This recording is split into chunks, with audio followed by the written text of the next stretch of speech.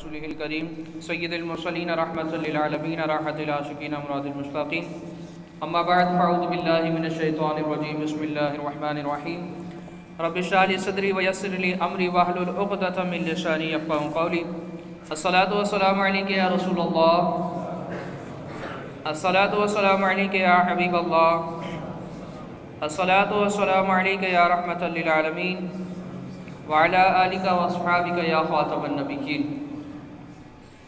اللہ رب العالمین کا احسان عظیم ہے، ایک بار پھر سے ہمیں درس قرآن میں شرکت کرنے کی توفیق عطا فرمائے۔ آج کے درس قرآن جو ہے اس کے اندر ایک عجیب واقعہ بیان کیا گیا ہے اللہ تبارک و تعالیٰ نے قرآن مجید فرقان حمید کے اندر، کہ یوں سمجھ لیجیے کہ عقل میں آنے والی بات نہیں ہے کہ باپ کی عمر 40 سال ہے اور بیٹے کی عمر 118 سال، یعنی دادا نوجوان ہیں اور پوتے بوڑھے ہو چکے ہیں، تقریباً 100 سال تک وہ مردہ رہے۔ اللہ تبارک و تعالیٰ نے پارہ 3 سورہ بقرہ آیت نمبر 259 کے اندر اس واقعے کو بیان کیا ہے۔ فرمایا او کالذی مر علی قریۃ وہی خاویۃ علی عروشها قال ان یحیی هذه الله بعد موتها فاماته الله 100 عام ثم بعثه قال كم لبثت قال لبثت يوما او بعد يوم قال بل لبثت 100 عام فانظر الى طعامك وشرابك لم يتسنى وانظر الى حمارك ولنجعلك آية للناس وانظر الى العظام كيف ننشزها ثم نقصها لحما فلما تبين له قال اعلم ان الله على كل شيء قدير۔ فرمایا یا اس کی طرف جو گزرا ایک بستی پر، وہ ڈھائی پڑی تھی اپنی چھتوں پر، بولا اسے کیوں کر جلائے گا اللہ اس کی موت کے بعد؟ تو اللہ نے اسے مردہ رکھا 100 برس، پھر زندہ کر دیا۔ فرمایا تو یہاں کتنا ٹھہرا؟ عرض کی دن بھر ٹھہرا ہوں گا یا کچھ کم؟ فرمایا نہیں بلکہ تجھے 100 برس گزر گئے، اور اپنے کھانے اور پانی کو دیکھ اب تک بو نہ لایا، اور اپنے گدھے کو دیکھ جس کی ہڈیاں تک سلامت نہ رہیں، اور یہ اس لیے کہ تجھے ہم لوگوں کے واسطے نشانی کرے، اور ان ہڈیوں کو دیکھ کیوں کر ہم انہیں اٹھان دیتے پھر انہیں گوشت پہناتے۔ اور جب یہ معاملہ ان پر ظاہر ہوا بولے خوب جانتا ہوں کہ اللہ تبارک و تعالیٰ سب کچھ کر سکتا ہے۔ تو یہ اللہ تبارک و تعالیٰ نے اجمالی طور پر واقعے کو بیان کیا۔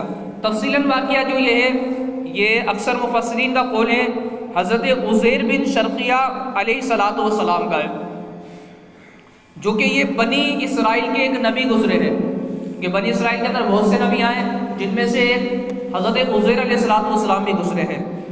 واقعے کی تفصیل کچھ اس طریقے سے ہے کہ بنی اسرائیل کی جب بدعمالیہ بہت زیادہ بڑھ گئی، ان کے اندر بہت زیادہ اللہ تبارک و تعالیٰ کی نافرمانیاں بڑھ گئی، اللہ کی نافرمانی کرنے لگے، تو خدا کی طرف سے یہ عذاب آیا کہ بخت نصر بابلی ایک بادشاہ نے بہت بڑی فوج کے ساتھ بیت المقدس پر حملہ کر دیا، اور شہر کے 1 لاکھ باشندوں کو اس نے قتل کر دیا۔ 1 لاکھ باشندوں کو اس نے ادھر ادھر در بدر کر دیا شہر سے، اور 1 لاکھ باشندوں کو اس نے اپنے ساتھ قیدی بنا کر لے کر چلا گیا۔ باندھی لونڈیاں بنا لی، غلام بنا لیے اس نے۔ ان غلاموں کے اندر حضرت عزیر علیہ السلام بھی تھے، کہ جو بخت نصر اپنے ساتھ لے کر گیا تھا۔ یہ بخت نصر کے متعلق کتابوں کے اندر لکھا ہے کہ یہ قوم عمالقہ کا ایک لڑکا ان کے بت نصر کے پاس لاوارث ملا تھا، اس کے باپ کا نام معلوم نہیں تھا کہ باپ کون ہے اس کا، یہ بت تھا اس کے پاس پڑا ہوا ملا تھا، تو پھر لوگوں نے اس کو جو نام دے دیا بخت نصر نام دے دیا، کیونکہ باپ کا نام معلوم نہیں ہے۔ بخت نصر معنی اس کا ہوا کہ نصر کے بیٹا، یعنی یہ نصر کا بیٹا، اس کو لوگ کہنے لگ گئے۔ تو اس پر کیا ہوا، اس کو کہراسا بادشاہ نے بابل کا ایک گورنر بنا دیا، پھر اس کے بعد اس کو بہت بڑا بادشاہت ملی۔ کہا جاتا ہے کہ دنیا میں 4 ایسے ہیں کہ جنہوں نے پوری دنیا پر بادشاہت کی، جس میں سے ایک بخت نصر بھی ہے، کہ جس نے بہت بڑی بادشاہت کی تھی، اس کو بہت بڑی بادشاہت ملی۔ بڑا ظالم اور جابر بادشاہ تھا یہ، ٹھیک ہے، یہ ظلم کرنے والا، جبر کرنے والا تھا۔ پھر جب اس نے جو بخت نصر تھا اپنی قوم فوج کو بھیجا، اس نے کیا کرا، پورے بیت المقدس کو توڑ پھوڑ کر دیا، ویران کر دیا، ہر چیز کو اس نے ختم کر دیا۔ پھر کچھ عرصے کے بعد حضور علیہ الصلوۃ والسلام کسی طرح بخت نصر کی کیس سے جب آپ آزاد ہوئے، رہا ہوئے، تو ایک گدھے پر سوار ہو کر اپنے شہر بیت المقدس میں داخل ہوئے۔ اپنے شہر کی ویرانی اور بربادی دیکھ کر ان کا دل بھر آیا اور وہ رو پڑے، چاروں طرف چکر لگایا، مگر انہیں کسی انسان انہیں نہ دکھائی دیا۔ ہاں یہ دیکھا کہ وہاں کے درختوں پر خوب زیادہ پھل آئے ہیں جو پک کر تیار ہو چکے، مگر کوئی ان پھلوں کو توڑنے والا نہیں ہے۔ یہ منظر دیکھ کر نہایت ہی حسرت اور افسوس کے ساتھ بے اختیار آپ کی زبان مبارکہ سے یہ جملے نکلے، انا یحیی ہذہ اللہ بعد موتھا، یعنی اس شعر کی ایسی بربادی اور ویرانی کے بعد اللہ تبارک و تعالیٰ اسے کس طرح اس کو دوبارہ آباد کرے گا، کیوں کر اسے آباد کیا جائے گا۔ پھر آپ نے کچھ پھلوں کو توڑ کر تناول فرمایا، انگور کو نچوڑ کر اس کا شیرہ نوش فرمایا، پھر بچے ہوئے پھلوں کو اپنے جھولے میں ڈال لیا اور بچے ہوئے انگور کا شیرے کو اپنے مشک میں رکھ لیا اور اپنے گدھے کو ایک مضبوط رسی سے باندھ دیا۔ پھر آپ ایک درخت کے نیچے لیٹ کر سو گئے اور اسی نیند کی حالت میں آپ کی وفات ہو گئی۔ اللہ تبارک و تعالیٰ نے درندوں، چرندوں، پرندوں، جن اور انسان سب کی آنکھوں سے آپ کو اوجھل رکھا، یعنی کوئی آپ کو دیکھ نہ سکا، یہاں تک کہ 70 برس کا زمانہ گزر گیا تو ملک فارس کے بادشاہوں میں سے ایک بادشاہ اپنے لشکر کے ساتھ بیت المقدس کے اس ویرانے میں داخل ہوا اور بہت سے لوگوں کو یہاں پر اس نے آباد کیا، پھر ادھر ادھر سے بستیوں سے لا کر اس نے آباد کیا، اور کچھ بچے کچھ بنی اسرائیل جو کہ اطراف اور جوانب میں بکھرے ہوئے تھے سب کو بلا بلا کر اس شہر میں آباد کر دیا۔ ان لوگوں نے نئی عمارتیں بنا کر قسم قسم کے باغات لگا کر اس شہر کو پہلے سے بھی زیادہ خوبصورت اور بارورب کر دیا۔ یعنی 100 برس کے بعد یہ شہر بالکل تبدیل ہو چکا تھا، اس کے اندر اور زیادہ خوبصورتی آ چکی تھی۔ پھر کیا ہوتا ہے کہ جب حضور علیہ السلام کو پورا 100 برس گزر چکا، یعنی 100 سال گزر چکے ان کی وفات کو، اللہ تبارک و تعالیٰ نے ان کو پھر دوبارہ زندہ فرمایا۔ آپ نے دیکھا کہ آپ کا جو گدھا تھا وہ مر چکا ہے، آپ کے ساتھ جو گدھا تھا 100 سال تک گدھا، اس کی ہڈیاں بالکل بکھر چکی ہیں، گوشت اس کا سب کا سب ختم ہو چکا ہے، مگر تھیلے میں رکھے ہوئے پھل اور مشک میں رکھا ہوا انگور شیرہ بالکل خراب نہیں ہوا۔ حالانکہ یہ انگور پھل کچھ دنوں میں کیا ہو جاتے ہیں، بالکل یہ خراب ہو جاتے ہیں، لیکن 100 سال تک وہ پھل بھی رکھے رہے اور انگور کا شیرہ بھی رکھا رہا، خراب بھی نہیں ہوا، اس کے اندر بدمزگی بھی نہیں آئی، اس کے مزہ بھی، اس کے اندر بدبو بھی نہیں آئی، اس کے اندر باس بھی نہیں آئی کسی قسم کی بھی، تو وہ سب کا سب صحیح رہا۔ آپ حیران ہو کر سوچ بچار میں پڑ رہے، اور یہ جو آپ کے جو بال تھے نا داڑھی کے، وہ بھی کالے ہی کالے تھے۔ ایسا نہیں ہے کہ 100 سال کے بعد بندہ جب 100 سال کا عرصہ گزر جاتا ہے بال داڑھی کے کیا ہو جاتے ہیں، سر کے بال سفید ہو جاتے ہیں، لیکن آپ کے بال کتنے تھے، وہ کالے ہی تھے۔ اور جس وقت آپ سوئے تھے نا 100 سال پہلے، اس وقت آپ کی عمر تھی 40 برس، 40 سال کی، اور 100 سال کے بعد جب آپ واپس اٹھتے ہیں تو آپ کی عمر کتنی ہے، 40 برس کی ہے۔ 140 برس نہیں بلکہ 40 برس کی ہے، یعنی 40 برس کی عمر میں سوئے تھے، تو جب آپ کو دوبارہ زندہ کیا گیا، دوبارہ اٹھایا گیا، تو 40 برس کی عمر میں دوبارہ آپ زندہ کیے گئے۔ تو آپ سوچ بچار میں پڑے ہوئے تھے کہ آپ پر وہی اتری کہ اللہ تعالیٰ نے آپ سے دریافت فرمایا، اے عزیر آپ کتنے دنوں تک یہاں پر رہے؟ اللہ فرماتا ہے عزیر کتنے دنوں تک یہاں پر رہے؟ تو حضرت عزیر علیہ السلام نے کہا کہ دن بھر یا دن بھر سے کچھ کم سوتا رہا۔ اللہ تعالیٰ نے فرمایا نہیں اے عزیر تم پورے 100 برس تک یہاں ٹھہرے رہے ہو۔ نے کہا یہ ادھر صبح سویا تھا، عصر کا وقت اتنا عرصہ گزرا، اتنا وقت گزرا، بس تھوڑا سا وقت گزرا میں سویا، اور یعنی صبح فجر میں سویا اور عصر مڑ گیا، نہیں بلکہ اللہ فرماتا ہے کہ 100 برس تک تم سوتے رہو یہاں پر۔ اور فرمایا آگے اے عزیر تم پورے 100 برس تک ٹھہرے رہے، اب تم ہماری قدرت کا نظارہ کرنے کے لیے ذرا اپنے گدھے کو دیکھو کہ اس کی ہڈیاں گل سڑ کر بکھر چکی ہیں، اپنے کھانے پینے کی چیزوں پر نظر ڈالو کہ ان میں کوئی خراب اور بگاڑ نہ پیدا ہوا۔ پھر ارشاد فرمایا اے عزیر اب تم دیکھو کس طرح ہم ہڈیوں کو اٹھا کر ان پر گوشت چڑھا کر اس گدھے کو زندہ کرتے ہیں۔ چنانچہ عزیر علیہ السلام نے دیکھا کہ اچانک بکھری ہوئی ہڈیوں میں حرکت پیدا ہوئی اور یکدم تمام ہڈیاں جمع ہو کر اپنے اپنے جوڑ سے مل کر گدھے کا ڈھانچہ بن گئی، اور لمحہ بھر میں اس ڈھانچے پر گوشت چڑھ گیا اور گدھا زندہ ہو کر اپنی بولی میں بولنے لگا۔ 100 برس جو اس کو مرے ہوئے ہو گئے تھے بالکل ختم ہو چکا تھا، اللہ تبارک و تعالیٰ نے اس کو دوبارہ زندہ کر دیا۔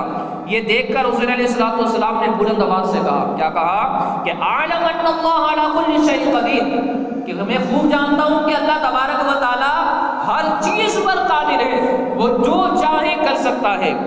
اس کے بعد حضور علیہ السلام اب کیا کرتے ہیں، اپنے شیر کی طرف جاتے ہیں۔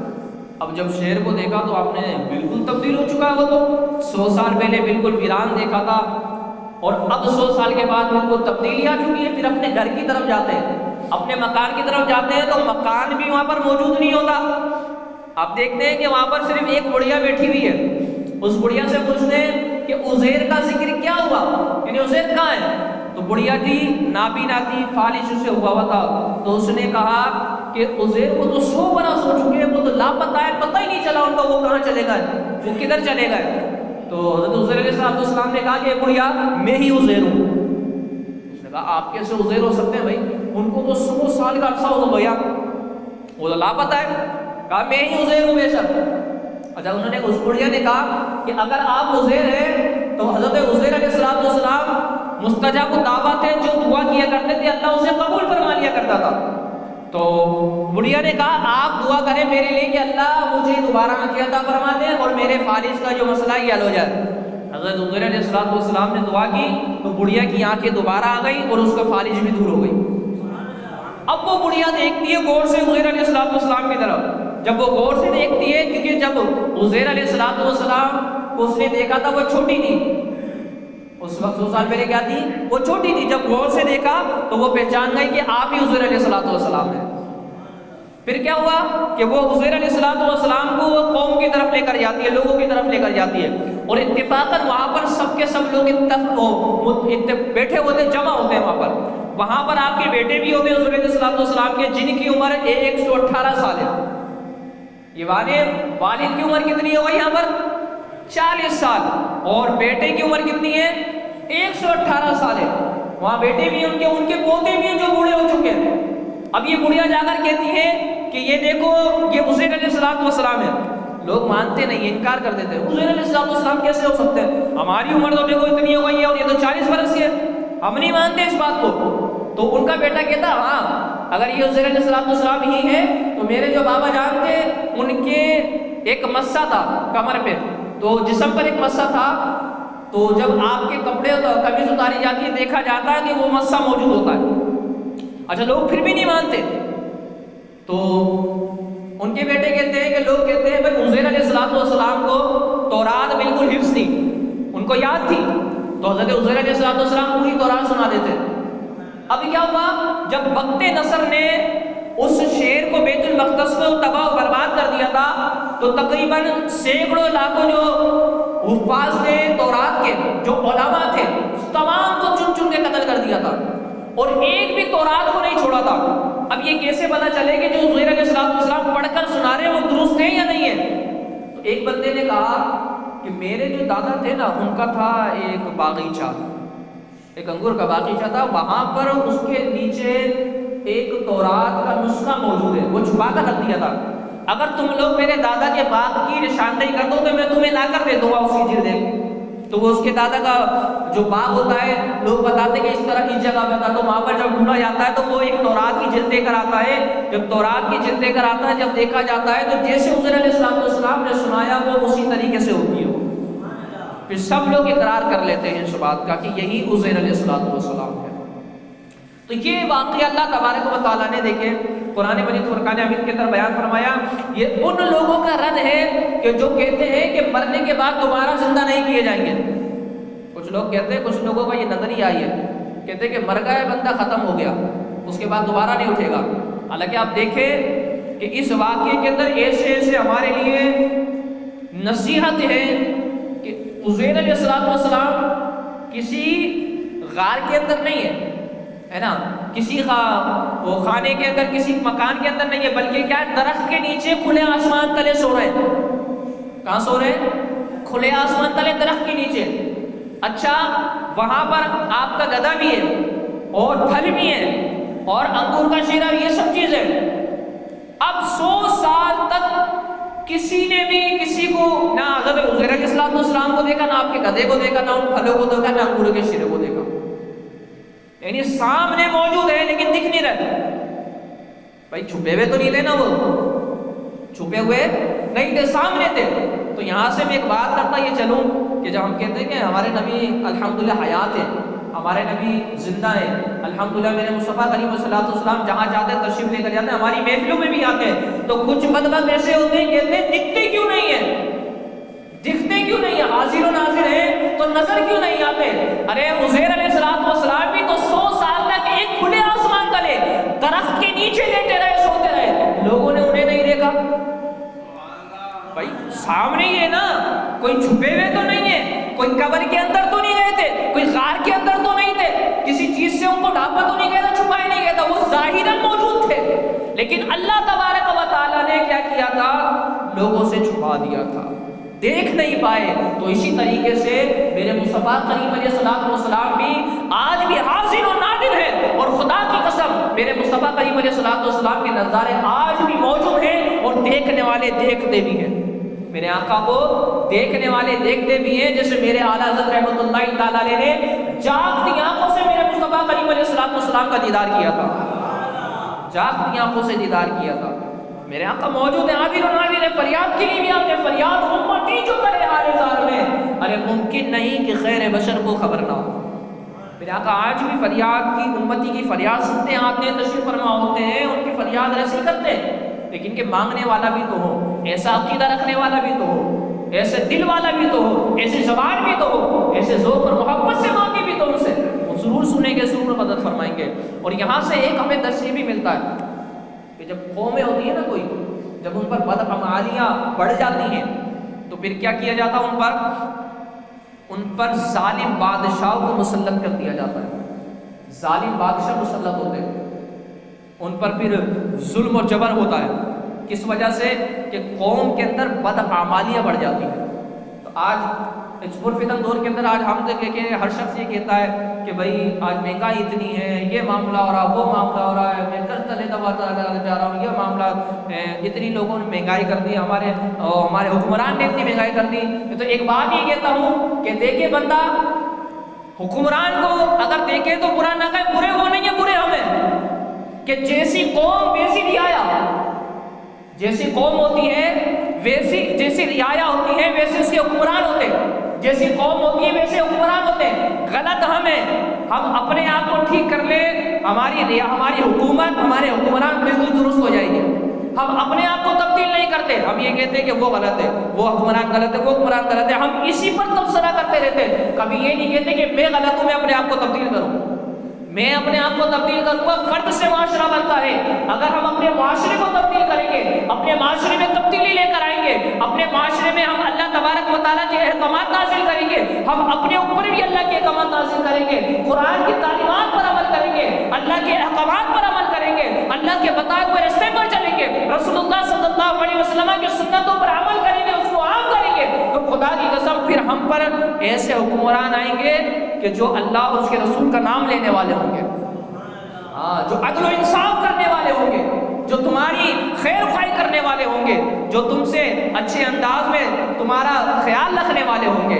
یہ صرف وجہ کیا ہے؟ جو کچھ بھی ہیں سب اپنی ہاتھوں کے ہیں کرتوت، شکوائے زمانے کا نہ قسمت کا گلہ ہے، اور دیکھے ہیں یہ دن اپنے ہی غفلت کی بدولت کہ سچ ہے کہ برے کام کا انجام ہوا ہے۔ اللہ تبارک و تعالی ہمیں سمجھنے اور قرآن پر عمل کرنے کی توفیق عطا فرمائے۔